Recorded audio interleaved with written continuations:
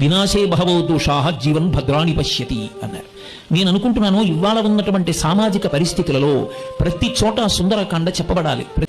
భర్త దైవం లాంటివాడు, అందుకే మాయ తొలగిపోయింది, ఈశ్వరుడిలో కలిసిపోయామని చెప్పడానికి తెరడ్డు పెట్టి తెరతీస్తారు. ఆ భర్త ఒక్క మాట అంటే భార్య మీద ఇంధనం పోసుకుని అంటించుకోవడం, పిల్లల్ని చంపి తల్లి చచ్చిపోవడం, గురువు గారు ఒక మాట అన్నారని చెప్పి పిల్లలు చచ్చిపోవడం, ఒక పరీక్షలో మార్కులు తక్కువ వచ్చాయని ఉరిపోసుకోవడం, 4 అప్పులు చేసి తీరలేదని పురుగుల ముందు తాగడం. ఏమిటి దౌర్భాగ్యం ఈ జాతికి? రామాయణం పుట్టిన జాతి, సుందరకాండ పుట్టిన జాతిలో ఇన్ని ఆత్మహత్యల?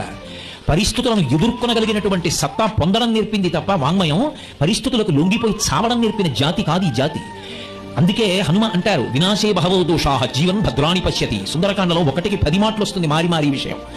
ఎవడు తనంత తాను శరీరాన్ని పడగొట్టేసుకుంటాడో, ఎవడు చచ్చిపోతాడో వాడు సాధించేది శూన్యం. పైగా మహాపాతకం. పరమేశ్వరుడిచ్చిన శరీరాన్ని పరమేశ్వరుడు పడగొట్టక ముందు తాను పడగొట్టుకున్నాడు కనుక ఉగ్రభూతమై విరలాడుతుండాలి.